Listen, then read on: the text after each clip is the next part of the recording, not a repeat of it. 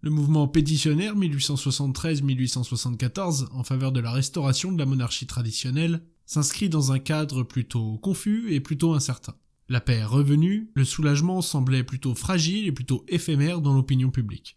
Il était fâcheusement contrebalancé par le caractère instable de plusieurs institutions du pays, ce qui inquiétait bon nombre de Français. En octobre 1873, la publicité autour d'un retour à la monarchie avait ravivé certaines tensions politiques. La surprise fut de taille lorsque la lettre de Salzbourg, publiée le 27 octobre dans le quotidien légitimiste L'Union, et qui affirmait l'attachement du comte de Chambord, l'ex-futur Henri V, au drapeau blanc, déchira brutalement l'image d'une union monarchique recouvrée et leva certaines ambiguïtés autour des intentions du prince en exil, en même temps qu'elle hypothéquait très sérieusement les chances de son retour sur le trône de France. Pour cette vidéo, nous allons principalement nous appuyer sur ses écrits, le recueil Mes idées en 1872 et Manifeste et programme politique de Monsieur le comte de Chambord 1848-1873 publié en 1873. Henri Charles Ferdinand Marie Dieudonné de Bourbon, duc de Bordeaux puis comte de Chambord, voit le jour à Paris le 20 septembre 1820. On le surnommera l'enfant du miracle, car son père, le duc de Berry, est mort plus de 7 mois auparavant, assassiné par Louis-Pierre Louvel. Sans cette naissance inespérée, la branche aînée des Bourbons se serait éteinte dès 1844 et non 40 ans plus tard. Le petit prince sera assez vite éloigné de sa mère, la fantasque duchesse de Berry, née Caroline des Deux Siciles. Élevé auprès de son grand-père, Charles X, de son oncle et surtout de sa tante, la duchesse d'Angoulême, fille de Louis XVI, le jeune Henri fera sien les immortels principes de la monarchie traditionnelle. En août 1870, alors que la France de Napoléon III connaît de graves défaites dans la guerre contre la Prusse, le comte de Chambord quitte Fronsdorf dans l'intention de s'enrôler. Il lance le 1er septembre 1870 un appel à repousser l'invasion, sauver à tout prix l'honneur de la France et l'intégrité de son territoire. Il songe donc à rentrer en France pour combattre, mais ne veut pas qu'on l'accuse de faire campagne pour ses droits au trône. Il ne veut pas non plus être accusé de rentrer dans les fourgons de l'étranger, il ne fait donc rien. La nouvelle assemblée, élue le 8 février 1871, avait vu revenir la noblesse de France. La Rochefoucauld, Broclier, d'Harcourt, mais aussi la petite et moyenne noblesse. Cette majorité de 400 royalistes contre 240 républicains pouvait sembler inespérée. Rappelons tout de même que des interdictions frappaient les bonapartistes lors de cette élection.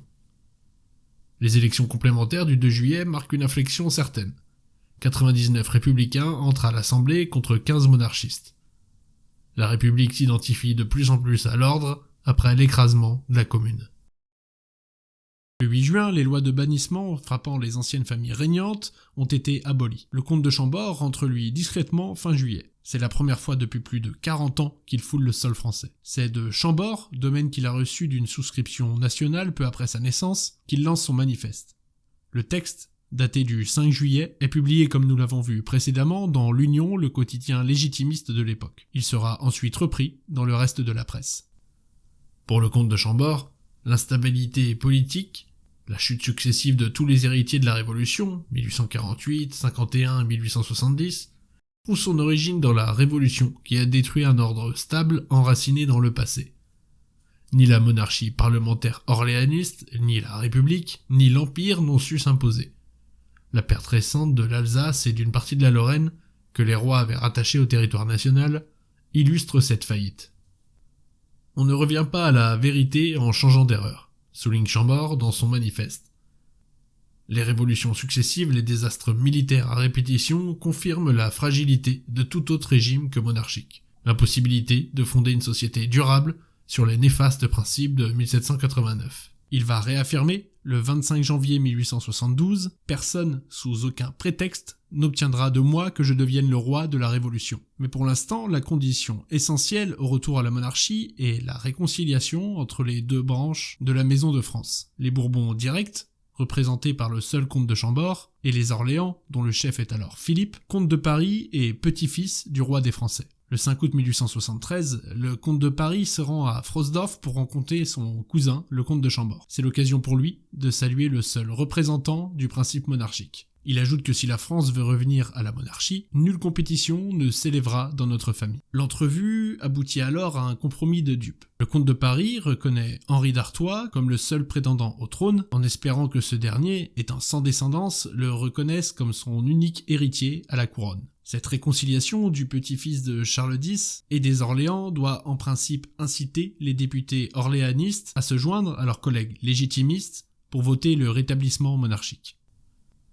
L'accession au trône du comte de Chambord paraît très proche d'aboutir, et toutes les conditions sont réunies pour aboutir à une troisième restauration. Alphonse Daudet écrit « Qu'il vienne vite, notre Henri, on se languit tant de le voir ». La commission prépare un texte qui sera soumis au vote dès la première séance de l'Assemblée le 5 novembre et qui affirme dans son article 1er que la monarchie nationale, héréditaire et constitutionnelle est le gouvernement de la France. À la fin octobre 1873, on commence à préparer le retour du roi en France. Les négociations sont prises au sérieux à la Bourse de Paris qui monte après ces nouvelles. Un carrosse royal est confectionné par Bender, le plus grand carrossier de l'époque, en vue de l'entrée du roi dans la capitale. On prépare les attributs royaux en remplaçant l'aigle de l'Empire par la fleur de lys royale.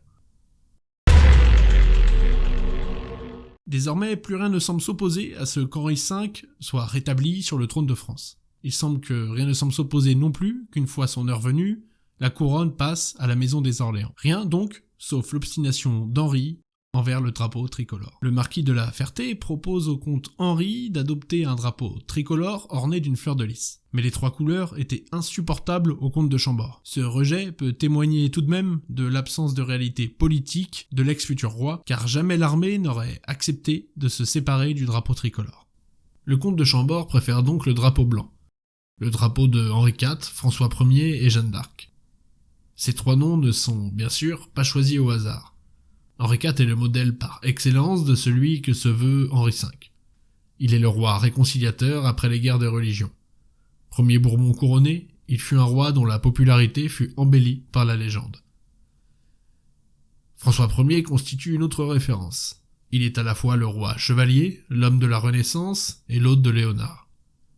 En Jeanne d'Arc, Chambord voit l'héroïne qui a régénéré la France victime de l'invasion étrangère et qui a défendu le roi légitime contre l'usurpateur anglais. Chambord se dit l'héritier des rois qui ont fait l'unité nationale. Pour lui, le drapeau blanc est l'étendard sans tache par opposition au drapeau tricolore taché de sang. Il a flotté sur mon berceau, je veux qu'il ombrage ma tombe.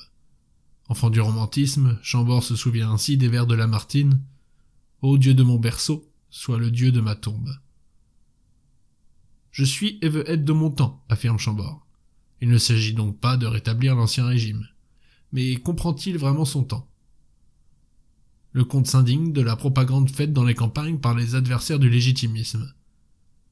On invoque contre lui le retour des abus de l'ancien régime, privilèges, absolutisme et intolérance.